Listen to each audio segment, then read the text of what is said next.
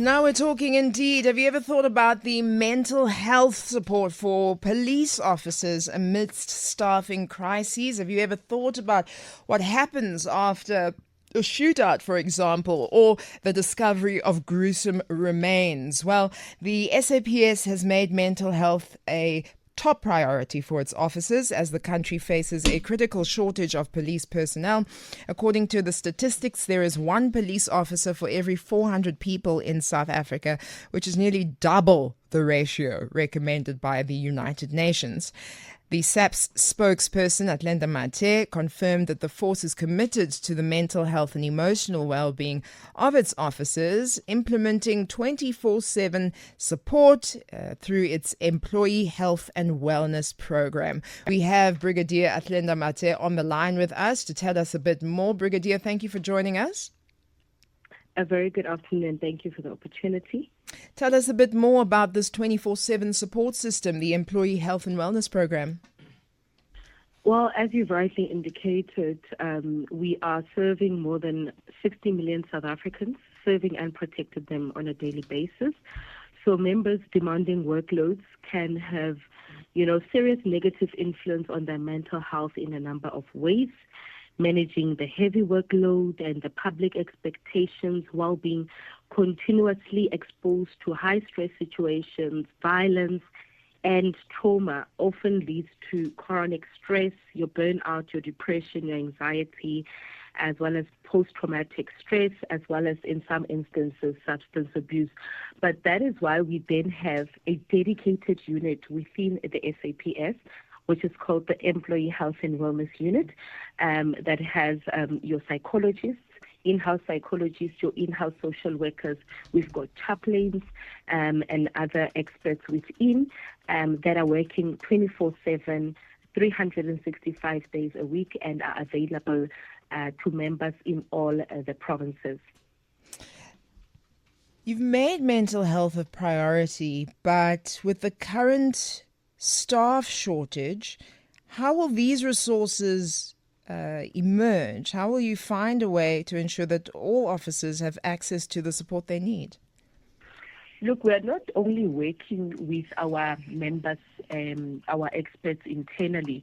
We've partnered with the medical aids. We've got your PolMed and your GEMS that are available to the members, and they have dedicated psychiatrists, psychologists that members can utilize if they are not willing or they don't feel comfortable in utilizing the services that exist within. So we do take the mental health of our members very seriously, and we provide their counseling and trauma debriefing sessions.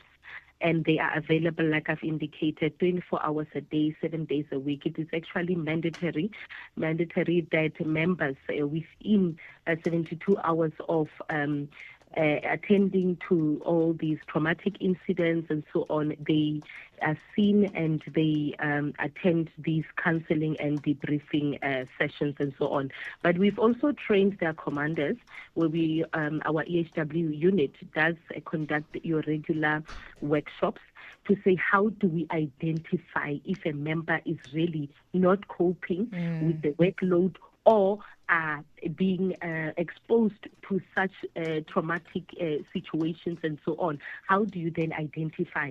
So those are the regular workshops that we are hosting to say the commanders must be able to identify it, and the members as well. We do the workshops at the stations where we always encourage them to seek that support and the counseling and so on.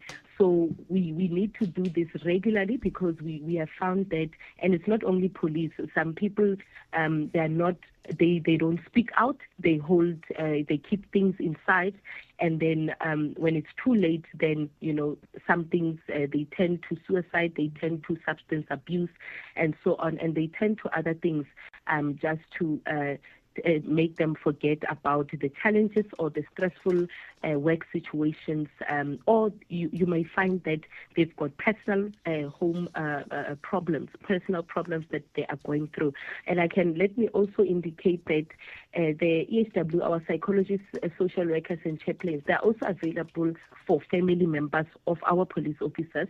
because we take into account that it's family members that are close, that are always with our members, and they also, they experience the same Of course. symptoms. Of They course. experience the same symptoms, because obviously when a police officer will get home, their partner or family members will check on them. How did your day go? And some of them, they would narrate that this is what we did for the day, and so on. So you might find that also the family members, it also affects them. So this service is also free of charge, open to the family members. That I don't dispute at all. Maybe I posed my question incorrectly. It's about, for me, if we have such issues with the shortage of police personnel, and that's a budgetary thing, who is the Employee Health and Wellness Program? Where do we find Choose Life, and where are the funds coming from for that? Like I've indicated, the funds are coming within our budget, because it is a unit within the South African Police Service. It's not like it's an external unit. So it is within. We've got in-house specialists that are readily available for members. So there is a dedicated budget for the well-being of our members. Okay, no problem. So the statistics do show that for every 400 people in South Africa, there's one police officer. What's the plan, Brigadier? How are we going to balance this demand for policing going forward? Are there plans? Are there requests to Treasury to increase the number of officers to ease the strain? So absolutely, we are very grateful for the President, His Excellency Mr. Cyril Ramaphosa, because 3 years ago in his State of the Nation address, he made a promise, and that he has kept, that government would make funds available and resources available to ensure that every year we recruit and train 10,000 police officers. And in the past 3 years, that has been done. We have recruited and trained 30,000 police officers.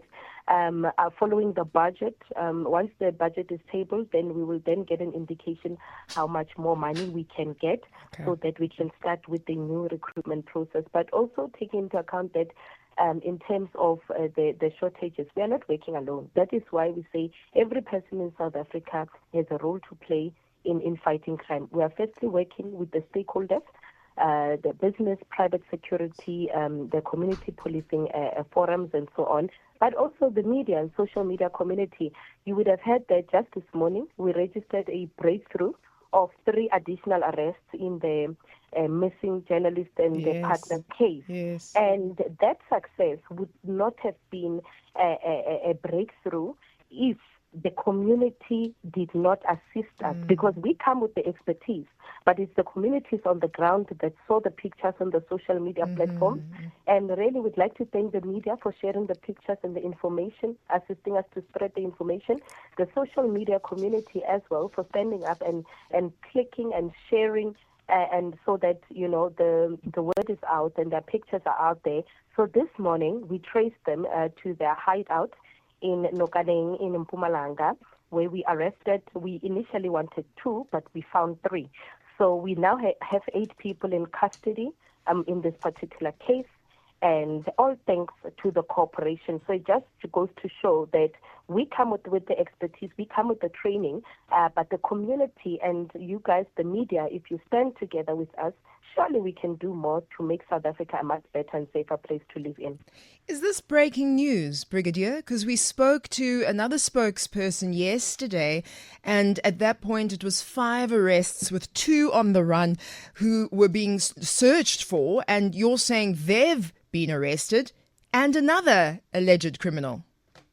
Absolutely, and that's why I'm indicating that it's all thanks to the media for helping us spread that information, and the community as well as the social media community.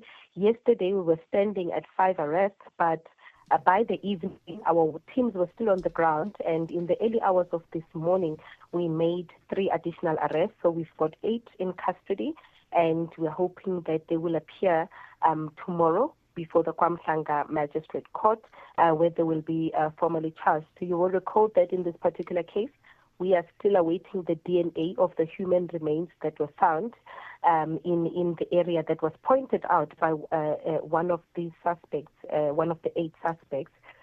So we are awaiting the DNA confirmation so that we can present an additional charge to the NPA, which is a charge of murder. And then we can then safely say that we have rounded up all our suspects.